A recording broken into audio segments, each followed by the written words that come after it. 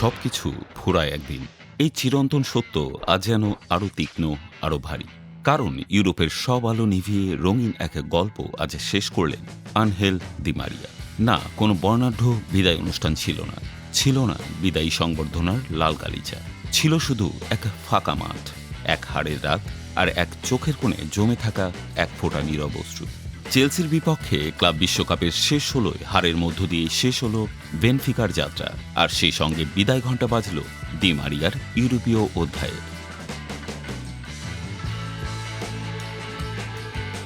৬৪ মিনিটে পিছিয়ে থাকা দলকে যখন যোগ করার সময়ে একেবারে শেষ মুহূর্তে সমতায় ফেরালেন, তা যেন ছিল তার শেষ অস্ত্র। শেষবারের মতো তরবার উঠিয়ে দাঁড়িয়ে যাওয়ার দৃশ্য। অতিরিক্ত সময়ে বেনফিকা আর পারেনি। ক্লান্ত দি মারিয়াও পারলেন না শেষটুকু রাঙাতে। কিন্তু ততক্ষণে ইতিহাস তাকে জড়িয়ে ধরেছে, শেষ ম্যাচেও সর্বোচ্চ গোলদাতা, সর্বোচ্চ নায়ক হিসেবে। ২০০৭ সালে রজারিও সেন্ট্রাল থেকে ছুটে আসা এক তরুণ। লিসবনের বেনফিকায় যাত্রা শুরু। সেই বেনফিকায় ৩ বছরে ৫ ট্রফি। আলো ছড়ানো শুরু তখনই, আর সেই আলোই একদিন পথ দেখায় তাকে রিয়াল মাদ্রিদ পর্যন্ত।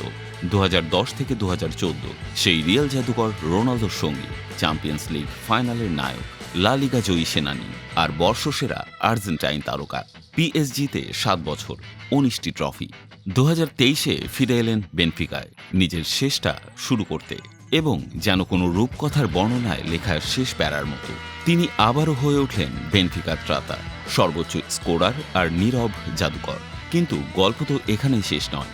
চোখের পানি মুছতে মুছতেই তিনি পাড়ি জমাবেন রজারিও সেন্ট্রাল, সেই ক্লাব যেখানে একদিন এক কিশোর বল নিয়ে দৌড়েছিল স্বপ্নের ইউরোপ ছোঁয়ার জন্য। দি মারিয়া ছিলেন না মিডিয়ার হেডলাইন প্রিয় তারকা, তিনি ছিলেন সেই সৈনিক যে যুদ্ধ শেষে কেবল অস্ত্র জমা দিয়ে নীরবে চলে যায় ছায়ায়।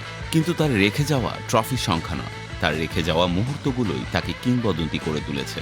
বিশ্বকাপ, কোপা আমেরিকা, ফিনালিসিমা, সবকিছুর গোলদাতা, ফাইনালের নায়ক। তবুও মুখে একটুও অহংকার নেই। আজ ইউরোপ তাকে বিদায় জানায়, তার চোখে পানি, কিন্তু কোনো ব্যর্থতার আভাস নেই। কারণ তিনি শুধু খেলেননি, তিনি হৃদয় জয় করেছেন, স্মৃতি তৈরি করেছেন। আর স্মৃতির এই নীল সাদা রং কখনোই মুছে যাবে না।